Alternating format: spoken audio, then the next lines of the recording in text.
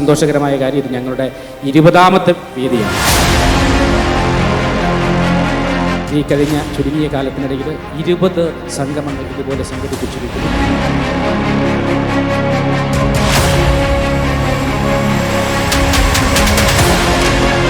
എല്ലാവരും നമ്മൾ നന്നായിട്ട് ചാടി ഓടി നടന്നാൽ, എക്സസൈസ് ചെയ്താൽ, മുറ്റടിച്ചാലൊക്കെ ഡെലിവറി ആവും എന്നുള്ളൊരു കൺസെപ്റ്റ് ഉണ്ട്. ശരിക്കും അങ്ങനെ ഒരു കാര്യമില്ല.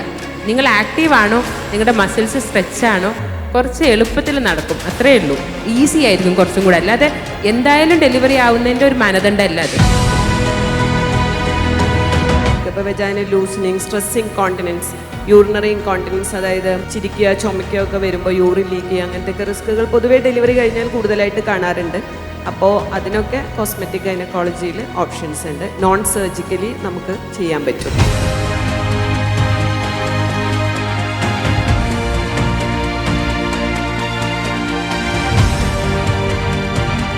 രണ്ടുപേർക്കുള്ള ഫുഡൊന്നും കഴിക്കണമെന്ന് എവിടെയും പറയുന്നില്ല. നോർമൽ ഫുഡ് നമ്മൾ അത്യാവശ്യം പ്രോട്ടീൻ റിച്ച് ആയിട്ടുള്ള ഒരു ആഡിക്വേറ്റ് കാലറി ഇൻക്ലൂഡ് ചെയ്തിട്ടുള്ള ഒരു ഫുഡ് അത്രേ ഉദ്ദേശിക്കുന്നുള്ളൂ.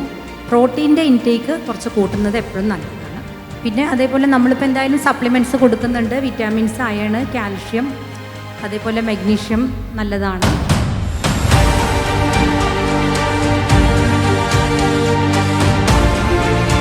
2 വയസ്സിനും 3 വയസ്സിനിടയ്ക്ക് 2 വാക്കുകളൊക്കെ കൂട്ടിച്ചേർത്ത് പറയാൻ തുടങ്ങണം.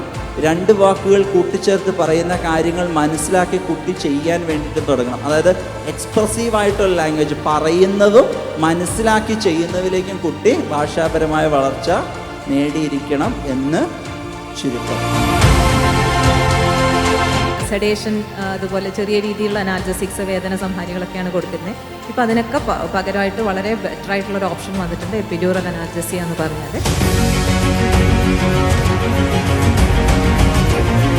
ഇന്നത്തെ ക്ലാസ് എല്ലാ പ്രഗ്നൻറ്റ് വുമൻസിനും ഒരു ഇമ്പ്രൂവ്മെൻ്റ് ആയിട്ട് തോന്നുന്നുണ്ട്. കാരണം എല്ലാം അറിയാൻ മേലാത്ത ക്ലാസ്സുകളും അറിയാൻ മേലാത്ത ടോപ്പിക്കുകളും നമുക്ക് വളരെ വ്യക്തമായിട്ട് ഡെമോൺസ്ട്രേഷൻ ആയാലും ക്ലാസ്സുകളായിട്ടും നമുക്ക് പറഞ്ഞു തന്നിട്ടുണ്ട്.